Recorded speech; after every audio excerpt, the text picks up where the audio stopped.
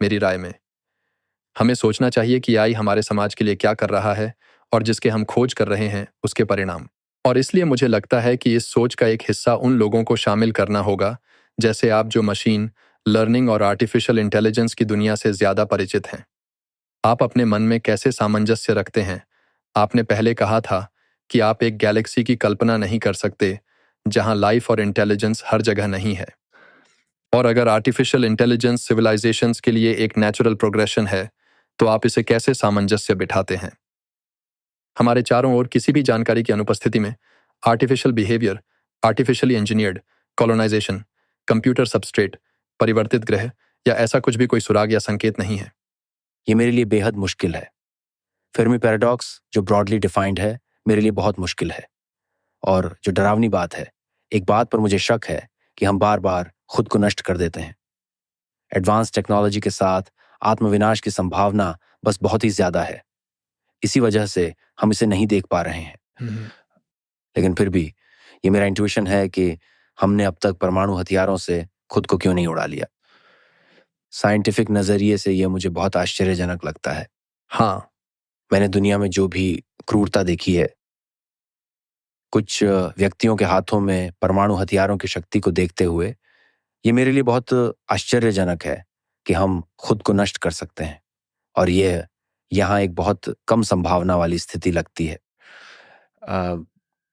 और फिर दूसरी एक्सप्लेनेशन है चिड़ियाघर, ऑब्जर्वेशन, कि हम केवल देखे जा रहे हैं। वही दूसरी बात है। बस ये मेरे लिए बहुत मुश्किल है। बेशक पूरा साइंस सब कुछ बहुत विनम्र है। ये जानना मेरे लिए बहुत विनम्र होगा कि हम यूनिवर्स में अकेले हैं। ये बदल जाएगा। शायद मैं चाहता हूं कि यह सच हो, क्योंकि तुम चाहते हो कि हम खास बने। इसलिए मैं उस विचार का विरोध कर रहा हूं। ऐसा नहीं हो सकता कि हम इतने खास हैं। यही वह जगह है जहां से मेरा रेजिस्टेंस आता है। मैं सिर्फ ये कहूँगा, खासियत ऐसी चीज़ है जिसे उस कथन में अप्रत्यक्ष रूप से देखा जा सकता है। इसमें यह मान्यता है कि हम कुछ सकारात्मक हैं। हम इस ग्रह के लिए उपहार हैं या कुछ और यह इसे खास बनाता है। हो सकता है कि इंटेलिजेंट सिटीजनरी चूहों या कॉकरोचेस की तरह ज्यादा हो। हम इस ग्रह का एक संक्रमण हैं। हम कोई परोपकारी संपत्ति नहीं हैं जो एक ग्रह वास्तव में रखना पसंद करेगा, अगर आप ऐसा कह सकते हैं। लेकिन हम न केवल किसी प्लैनेट के बायोस्फीयर और इसकी अपनी सर्वाइवेबिलिटी के लिए सामान्य रूप से एक नकारात्मक शक्ति हो सकते हैं, जिसके बारे में मेरा मानना है कि आप एक मजबूत आर्ग्यूमेंट दे सकते हैं, बल्कि हम एक बहुत ही लगातार संक्रमण भी हो सकते हैं, जो शायद परमाणु युद्ध के बाद भी मौजूद रह सकता है। क्या यह हर इंसान का पूरा नाश होगा, जो कि एक काफी चरम घटना होगी, या जैसा आप इसे कह सकते हैं, candle of consciousness, flame of consciousness कुछ छोटे समूहों के साथ जारी रहेगी, जो शायद 10,000 सालों में, 1,00,000 सालों में हम देखेंगे कि सिविलाइजेशन फिर से उभरेगी और वही चीज फिर से होगी। हाँ, ये निश्चित रूप से है। लेकिन परमाणु हथियार अभी तक पर्याप्त शक्तिशाली नहीं है। लेकिन हाँ, किसी तरह से संक्रमण को पीछे धकेलने के लिए निश्चित रूप से। लेकिन शब्द विशेष सकारात्मक नहीं होना चाहिए। मैं सिर्फ मुझे लगता है कि यह इशारा करता है, लेकिन मैं आपकी बात समझता हूं, पर शायद यह बहुत ही दुर्लभ हो, शायद। हाँ, हाँ, और मुझे यह बस बहुत अजीब लगता है। मेरे लिए ब्रह्मांडीय रूप से अद्वितीय होना बहुत अजीब है। ये बस बहुत अजीब है। मेरा मतलब है कि हम गैलेक्सी में इस स्तर की कॉम्प्लेक्सिटी वाली एकमात्र चीज मुझे बहुत अजीब लगती है। जैसा मैंने कहा, हाँ, ये उस क्लासिफिकेशन पर निर्भर करता है।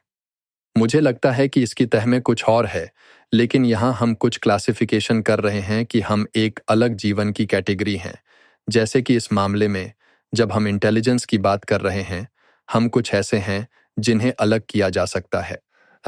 लेकिन बेशक, हम डॉल्फिन, हम्पबैक व्हेल्स, ऑक्टोपस, कौवे और रेवंस जैसे एनिमल किंगडम में इंटेलिजेंस देखते हैं। और इसलिए यह काफी संभव है कि ये सब एक ही चीज के मैनिफेस्टेशंस हैं और हम नहीं हैं। हम कोई विशेष भिन्न वर्ग नहीं है, सिवाय इसके कि हम टेक्नोलॉजी बनाते हैं। यही असल में हमारी इंटेलिजेंस के साथ एकमात्र अंतर है, और हम इसे अलग से क्लासिफाई करते हैं। लेकिन बायोलॉजिकल पर्सपेक्टिव से कुछ हद तक ये वास्तव में एक निरंतरता का ही हिस्सा है। और इसलिए यही कारण है कि जब हम अद्वितीय के बारे में बात करते हैं तो आप खुद को एक विशेष बॉक्स में रख रहे हैं और कह रहे हैं कि यह उन चीज़ों का एकमात्र उदाहरण है जो इस बॉक्स में आती हैं।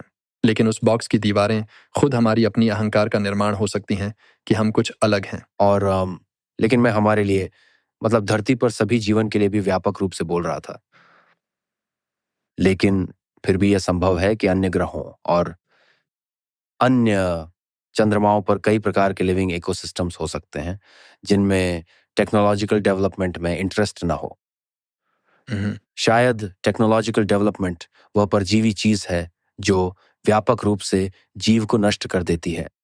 और उसके बाद शायद ये वास्तव में एक सच्चाई है। किसी भी व्यापक तरीके से टेक्नोलॉजिकल डेवलपमेंट को कैटेगराइज करें, ये एक परजीवी चीज है जो खुद को नष्ट कर देती है। ये